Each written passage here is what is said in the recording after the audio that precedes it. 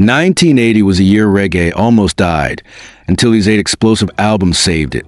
A polio-surviving trio's miracle record. Gregory Isaac's breakup album that broke charts. The British punk reggae hybrid that terrified politicians.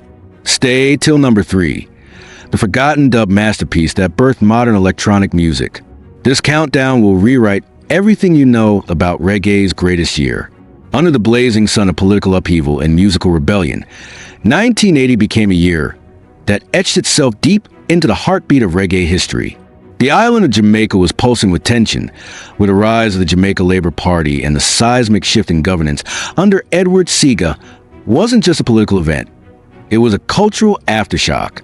But while governments rose and fell, the Real Revolution was happening on stage, in smoky studios, and through vibrating speaker boxes on concrete street corners.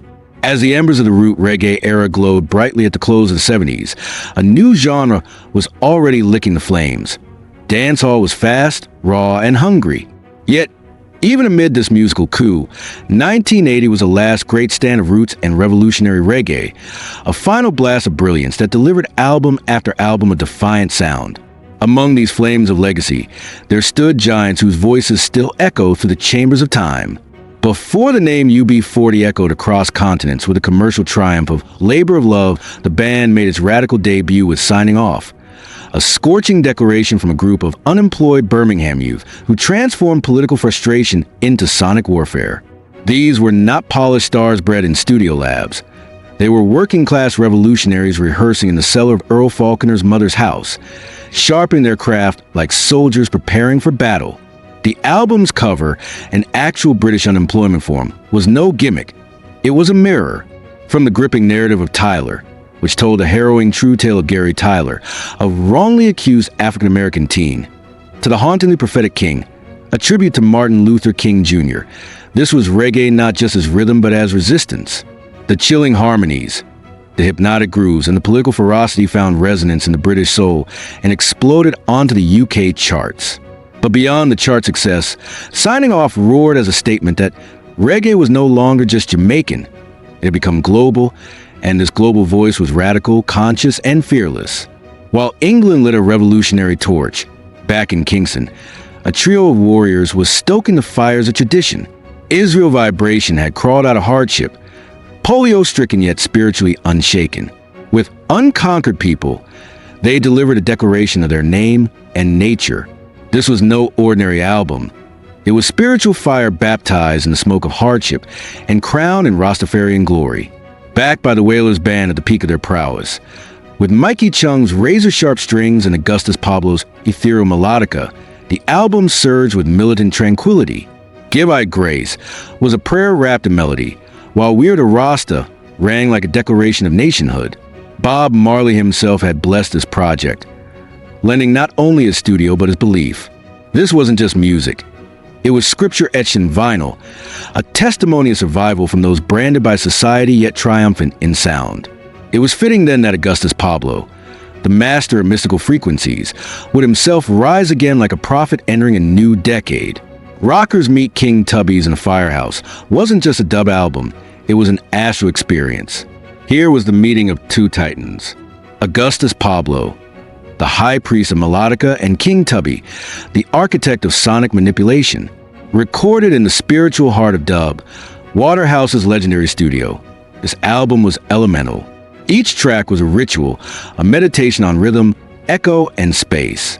As Selassie Dub whispered through speaker coils and reverberated across living rooms and dance halls, one could feel celestial alignment, a merging of ancestral energy and futuristic sound.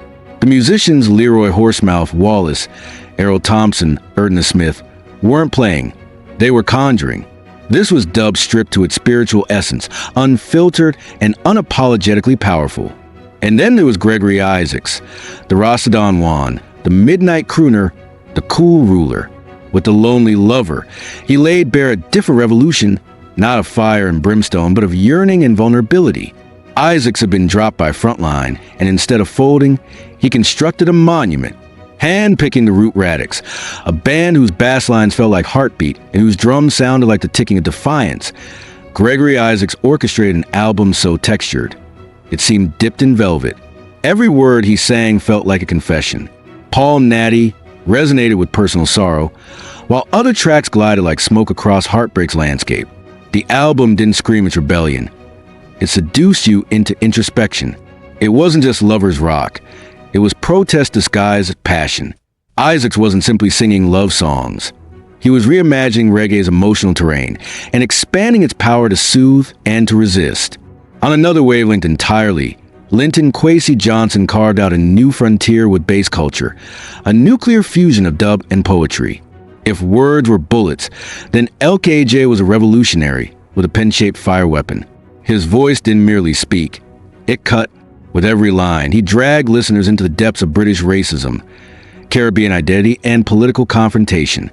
Produced by the genius Dennis Bovell, the album delivered dub rhythms so bone-deep that they felt like ancestral echoes. Reggae 5 Peach wasn't just a song, it was a weapon. This was the voice of the diaspora, militant and elegant. Johnson's poetry wasn't metaphorical. It was street reportage dressed in dreadlocks and boots. At a time when Thatcherism gripped Britain, bass culture offered a counterpoint, black, bold, and bitter with truth. Meanwhile, Third World brought a different kind of fusion, worldly, elegant, and soulful.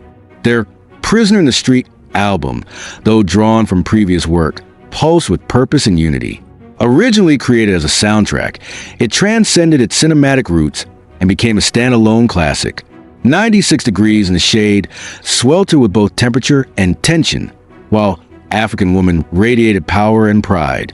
Bunny Ruggs, with his Velvet Thunder vocals, led the charge, backed by a band whose sound was tighter than colonial chains. Third World was bridging gaps between Africa and the Caribbean, between jazz and reggae, between the past and the possible. But no bridge was more potent than the one formed by Black Uhuru. When Ducky Simpson joined forces with Michael Rose and Puma Jones and paired them with the deadly rhythm assassins Sly Dunbar and Robbie Shakespeare, reggae was reborn.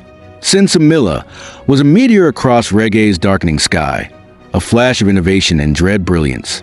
Michael Rose's vocals weren't just unique, they were prophetic, as if channeling voices not of this world. World is Africa, throb with global Rastafarian consciousness. Vampire snarled against a hidden enemy, and Sinsemilla floated like spiritual incense. Island Records knew they had something divine in Black Uhuru soared, not just becoming the most successful reggae band of the 1980s, but forging a legacy that stood shoulder to shoulder with Marley himself. This wasn't imitation, it was ascension. And then came the crescendo, the final call of the prophet. Bob Marley's Uprising wasn't just an album, it was a last will and testament carved into sound. He knew, somewhere deep within his marrow, Bob Marley must have sensed that his time on earth was coming to a close. Uprising was his soul's offering, unfiltered and final. Every track shimmered with purpose. Could You Be Loved was joy dancing through defiance. Coming In From the Cold was a return to self. Bad Card snapped back a betrayal with poetic venom. Zion Train called the faithful to spiritual arms. But it was Redemption's song that towered above the rest, a stripped-down masterpiece that stood as both eulogy and anthem. Marley wasn't just singing about freedom, he was becoming it. With just a guitar and a voice, he shook the world one last time. The Wailers Band, honed to perfection, delivered every note like a heartbeat. This was the work of a man who had lived as a vessel for something higher. Uprising was his opus, his goodbye, his forever. And so, in 1980, reggae did not wither. It roared, it transformed, it whispered, it shouted. It marched through streets and danced in lovers' arms. It debated politics, mourned injustice, celebrated roots, and imagined new heavens. It stretched from Waterhouse to Brixton, from Birmingham to Trenchtown. It wore many faces, militant, mystical, romantic, rebellious. But through them all, it remained one voice, urgent, burning, alive. The 8 albums that defined that year weren't just records. They were prophecies on wax, decorations of freedom and sonic monuments of cultural resistance. In the flames of transition, reggae glowed its brightest. And though the golden era may have been nearing its twilight, its final sparks ignited legacies that still blaze in every rhythm today. Which of these 1980 reggae masterpieces speaks to you the most? Do you believe this was truly the last great stand of roots reggae before dancehall took over? Which of these albums still burns brightest in your memory? Share your thoughts in the comments and keep the reggae legacy alive. Subscribe for more timeless reggae stories and history.